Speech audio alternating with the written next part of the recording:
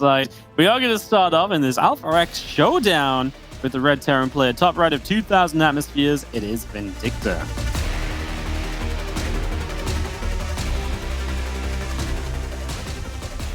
His opponent, starting in the bottom left, playing as the Blue Protoss. It is also Alpha X's Astrea. Max Angel. Just take a moment to appreciate how crazy the Alpha X roster is. They just picked up Classic. Like that's yeah, that's kind of mental. They got a lot of players also. Like, yeah, you know what? I don't know what's going on there. They're getting ready to play in the Premier League or something. But they span over all the regions as well, right? And they also have like a community. Like Alpha X is like such a big organization. I think not a lot of people realize, and you might realize if you're like super into StarCraft. But on like face value, like Alpha X, that's a team I hear of, like the Astrea's on, right? But these guys do so much. They run events. They have like community teams. They run events for young players. It's pretty sick, man.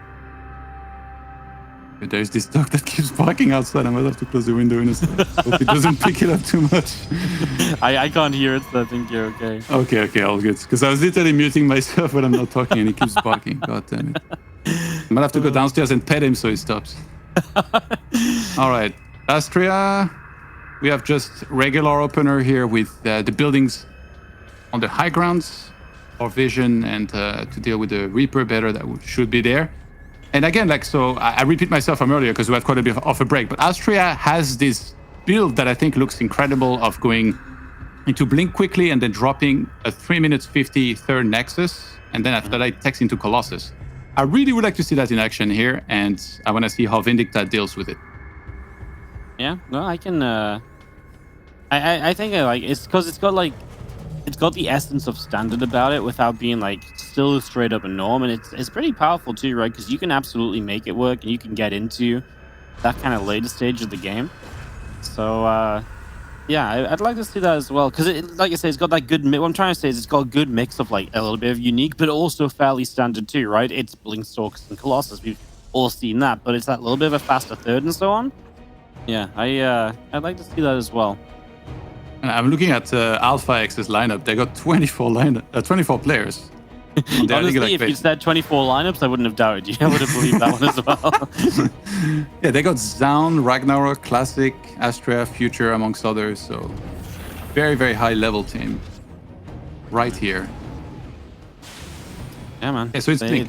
Don't mess around. Yeah, Blink to start us off. We see an additional gateway going down. I mean, this doesn't look to be anything too aggressive, so we should be on the road to a faster third base to begin with, at least, because without the robo, you're not going to go and build 4 gates and go across the map or anything along those lines, so yeah. Usually around 350 is when it drops it, and that's not a clock thing so much as it is when you're starting to have the good enough saturation on your natural, that only then does it justify starting the third Nexus, you know? Like if you only 3 or 4 walkers on your natural, don't start the third Nexus, it's useless because you won't be able to saturate it properly anyway. Okay, we have 13 out of 16 on the Expo. The third Nexus starts slightly earlier even than usual. Yeah. And from there, that's where Astrea usually goes into Colossus, gets a lot of Stalkers, then transitions into Zealots, and just outproduces the opponent thanks to the third base. Well, let's see how it plays out. Like you said, I think there's a lot to say about the idea of what Vindicta does against it, right? Because at its core, like you say, it's kind of standard, right? It's just Stalkers and Colossus. If that is indeed what he goes into, with Robo coming down, very likely. Now, what do you do against it? Can you go for an early push? I mean, against such a fast third base, I do feel like there's some sort of potential for like a good tank timing. You get into position. Obviously, the third base is quick. You maybe hit before the first Colossus is out, or at least you position as the first Colossus spawns. So then that Colossus with no extended thermal lance has to attack into tanks, and that could be very difficult. So I wouldn't mind seeing something along those lines. At the moment, a Liberator on the way. I want to see what the next setup is from the factory. It is going to be a siege tank. He's just supply blocked. Well, he's just going to go for a faster third base in general. So you can still tank push a little bit, but yeah, supply block's obviously not going to help. And overall, just wants to macro himself. Yeah, just going to try and catch up on the economy side of things. Of course, with Chrono Boost, we're always going to see the probe count being ahead right now, but there's mules to kind of make up for that. And I like that Vindicta skipped on the refineries here. On his expansion, He fully waited until there were probes in the third base, which, by the way, were misclicked. Astrea, what is going on here? Put that on minerals. Yeah, they need to actually mine. They don't just sit in the mineral line. There we go. There's still one behind the mineral line, which is just like chilling. He got off work for a little bit longer still. Maybe it's a spotting probe, so that he sees if the medevac goes the bottom side into the expo. Maybe actually could be a realistic thing. He's moved in now. Widowmine does come in as Astrea is fine on the front, and that distraction of Astrea fine is going to mean the Widowmine drop does connect, but only for 4 workers, so it wasn't that crazy. Yeah, well, I mean, yeah, it's a little bit of damage, and the Widowmines gets out with all of their hit points and able to potentially redrop into the expo, but it actually brings that to reinforce that location. Astrea having a lot of stalkers and Guardian Shield will deal with this push very, very well here. You know, it's Astrea's losing a fair amount of probes because of the Liberator in the main base too, but he cleans up the entire army, which means that now Astrea has a pretty good chance to just walk across the map and probably push on in and have a good time, right? There's not a lot going to be left standing after that, so... I think it's over, Wally. There's one Marine in the bunker. Well, you never know. Toddy might misclick and not kill the siege tank. He actually doesn't get the tank right away, so you'll eat a couple shots, but yeah. Even a couple more Marines showing up are not going to do too much. The bunker will... Oh, well, he actually started to target SCVs. I think he might have been able to get the bunker. There's going to be another tank now. He's blinking back, though, so still focusing on the bunker. Tank's actually a little bit out of range, maybe, if those stalks just sit on the bunker as well. Yeah, Astrea is definitely in a commanding position, and of course, Colossus finally on the way behind this as well. Double Forge too, so he's going to start playing catch-up in the upgrades, which Vindicta's just a little bit ahead on in terms of timing. Maybe Astrea can't break him here, so nice that Vindicta manages to hold, but he still is going to sit Astrea in a very good position. Up 17 workers. Vindicta built that third so early, but he's never going to get a chance to land it now. I really like the double forge here because, like, you know, in most scenarios, if you don't take the third very quickly, it's kind of hard to support that and go for every tech that you need to get. But now, he had the third base so fast. He's already fully saturated it, whether it's like minerals and assimilators. So it's going to be very easy to be able to support like double upgrades continuously like this. And then from there, Astrea can kind of pick his timing. Of course, he's going to want to keep Vindicta on 2 bases for as long as possible, but he could do like a 2-3 Colossi timing, which Vindicta, if he has tanks, he's going to have a chance to hold, but right now he has tank. That's the one. You can take off that S and it doesn't sound so scary anymore as Bio Army wants to move and basically secure the third base, which is obviously the right idea. And he'll probably be allowed to do it. The question is, how does he deal with, the Colossus push once the Colossi are out? Yeah, he's on his way to an army that's looking okay. It just needs to be so much more than it's going to be by the time the attack sets up. And let's see, Vindicta, whenever he wants to go for the attack, he should try and probably hit the main base as well as the 4th base at the same time. Oh, actually, no, the 4th base is towards the left-hand side, so maybe the 3rd base set up some sort of siege and threaten around the main base, but those pylons on the left-hand side are there to spot any kind of attack headed this way. Yeah, I like it. He's already got an army nearby. A couple Colossi are going to respond to this, and there's nothing else on the map just yet for Vindicta, so the best he can probably do is to make his way with the Medivacs in toward the main or something, but yeah, I'm just going to back it up for the moment, and yeah, we will continue with a Vindicta unable to really find any damage. Astrea floating a little bit of money at the moment, though, so maybe that opens the door for Vindicta just a little bit. Yeah, I love all the vision that Astrea has. He has a pylon at 9 o'clock. He's got one at 5 o'clock all the way down there to spot a little bit extra as well in case there were to be a flyby with Medivacs. Definitely putting a lot of effort into that, and I think he just understands his economic lead here, and he needs to make sure not to lose any probes so that he can maybe close things out here with a big attack eventually. But Vindicta, it kind of feels like he wants to play a turtly style here. He's just sitting back. Which is probably the right thing to do. Astrea's defense has been pretty on point, so just sit back, build up, and try and get to, Ghost Viking, right? And with that army composition, you can maybe make something happen. It's not going to be easy, but it gives you the chance in some of those engagements that you might not otherwise have. The Star Drop will do okay, but it's also going to get cleaned up, and that Viking will kill the Prism, but that's the main play. As we're going to see Astrea attacking at the front at the same time, and the Ghost Academy goes down, so never mind sitting back to get up the Ghost. That idea will be delayed a lot, and honestly, not going to get anywhere because this army keeps on pushing through. The tanks are all dropping, and these Archons, Todd, are going absolutely untouched. Yeah, great timing at the front, and then Shockwave was cancelled as well here. The Ghost Academy, not sure why he was even here, to be honest, in the first place. Usually I feel like it should be at the back of the main mineral line, which is where it's going to be restarted here from Vindicta. But Astrea finding some damage and now starting to take a big supply lead, being on 4 bases against an opponent who just lost 15 SCVs.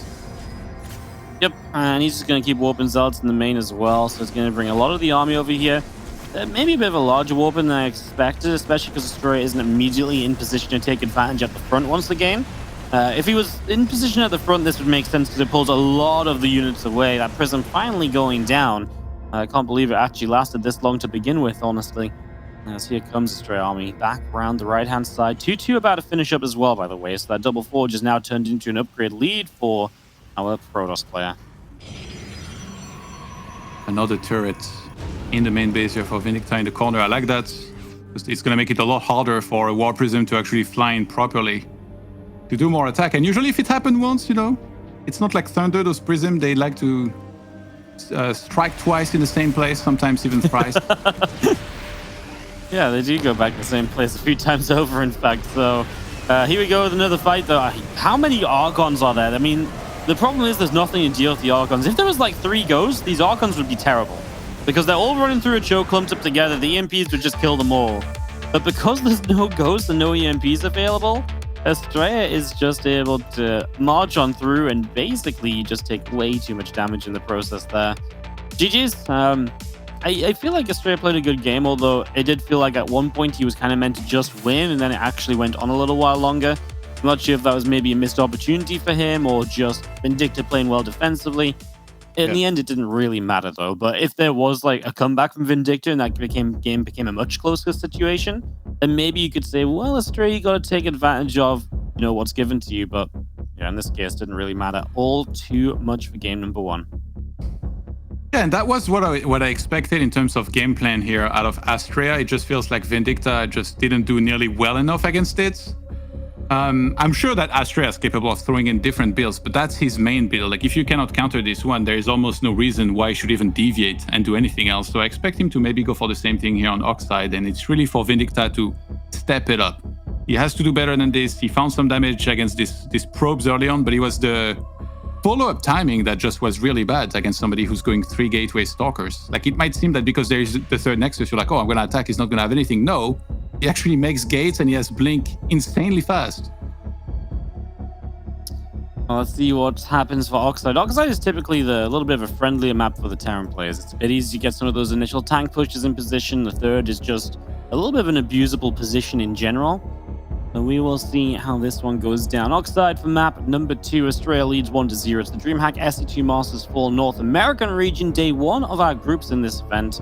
As obviously the groups play out this week and the playoffs play out next week. Let's go right into it here. Our map number 2, starting in the bottom left-hand side of the map, playing as the Blue Protoss. Max Angel from Team Alpha X is Astrea.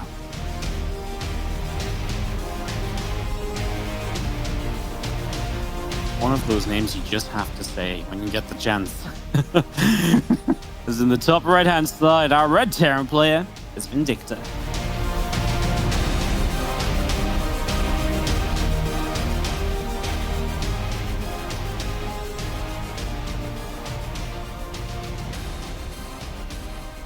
Vindicta's name, Miguel Marmolejo. No, why are we going back to names, man? I thought we were past it's this. It's a cool name, but it doesn't have the same catch as Max Angel. Not many names have the same catch as Max Angel, you know? Yeah. Your name is Jonathan, right? Yeah, but...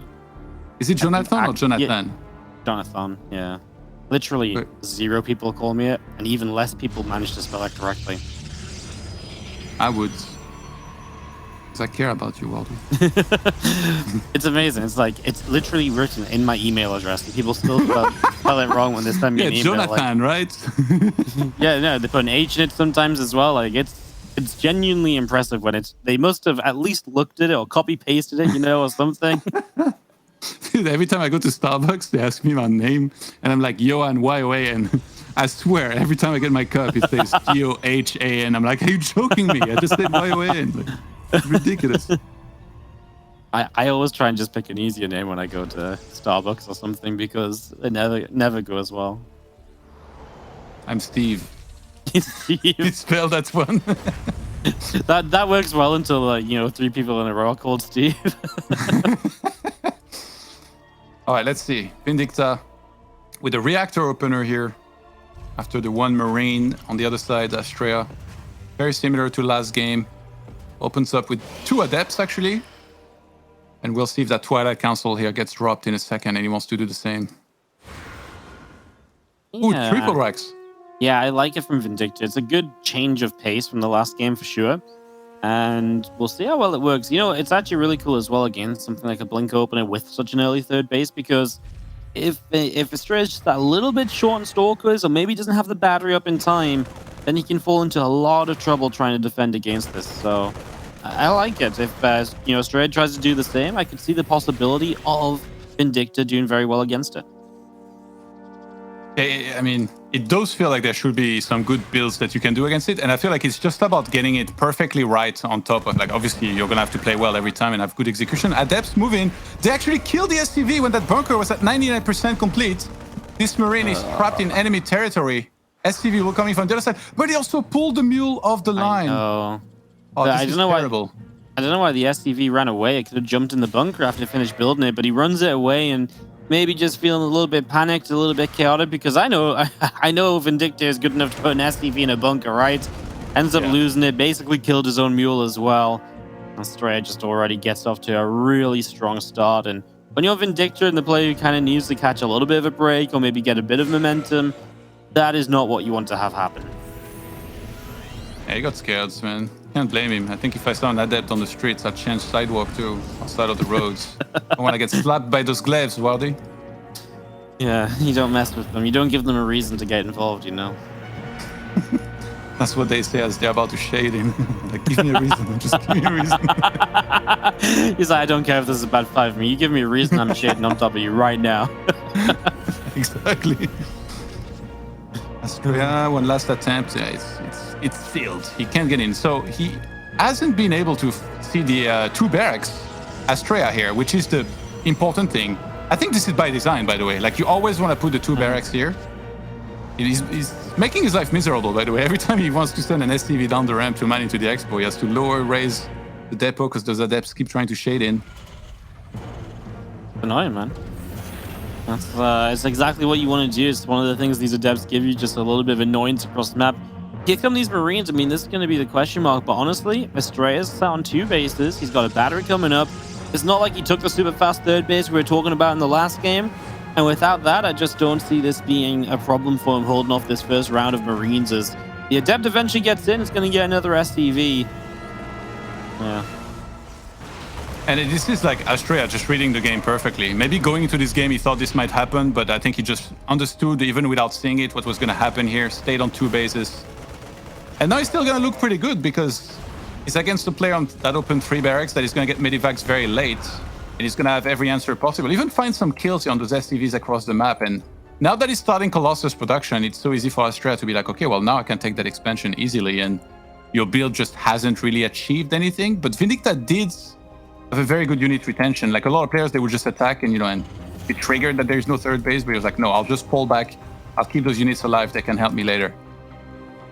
Yeah, no, it's a good way to play. Just keeping them alive, give yourself a chance to use them. I mean, it was that or give them up for free, basically, right? And it's definitely better than giving them up for free, that's for sure. So, yeah, no, I like the way that Vindicta's approaching it. At least it just does feel that Astrea is already on a little bit of the advantageous position from the start, as our Bayern's going to gather up on that natural. These 3 Stalkers ready in a blink up into the main base. Last game, Vindicta was actually, by the way, going for more upgrades than just the initial 1-1. I'm not sure if, like... I mean, I always think that whoever's the underdog playing against the favorite... Oh, the Stalker's almost getting caught here. Oh, the Okay, that's something good that Vindicta makes happen there, where he's going to kill 3 Stalkers.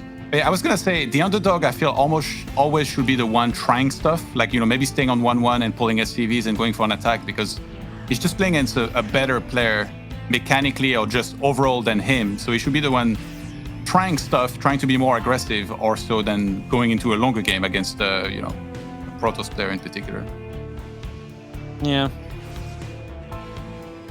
Just gonna see a Bioforce coming up from Vindicta, but 2 Colossi here, right? There's nothing you can really do. Unless you're confident Astrea is gonna somehow mess up the force fields or so. It's just not worth diving on top or trying to dive on top of that, so. Moving around the left-hand side, I like that a lot. Oh my god. Oh no! Fix. That ain't. Weren't you saying that there's nothing that's free earlier or something? Oh, that was free, that's for sure. You just ran that in there and lost everything? You know, I'm very impressed at how little observers, by the way, we're seeing nowadays. I remember once upon a time, some games long time ago, like... who was it? It was Rain, who was making like 7 observers and placing them everywhere around his base and stuff, and like waiting for people to attack and just defending perfectly. Nowadays, players, I think, realize that like observers can't actually fight. They can only see units, so you'll just get like 1 or 2, and then you'll get a lot of units instead out of your robo to fight better. Yeah. You know, Rain made all those observers, but there was that game with Tasia on Whirlwind where Tasia killed something like 40 observers in a game. And that was Yeah. maybe the last time Rain built 7 observers. I tried to keep 7 observers out at a time. I think he was way more than that too, because he kept killing them and like he kept remaking them. I hired a bodyguard to protect Funka after that game. I was worried for him. Oh my god, as the fight happens, the tanks were not sieged immediately. He doesn't get the target fire on the tanks. As the Stalkers blink in, they really should have been target firing those instead of hitting SCVs. It just doesn't matter as Astrea comes straight on through, and that is going to be GG. I mean, Astrea just outclassing Vindicta.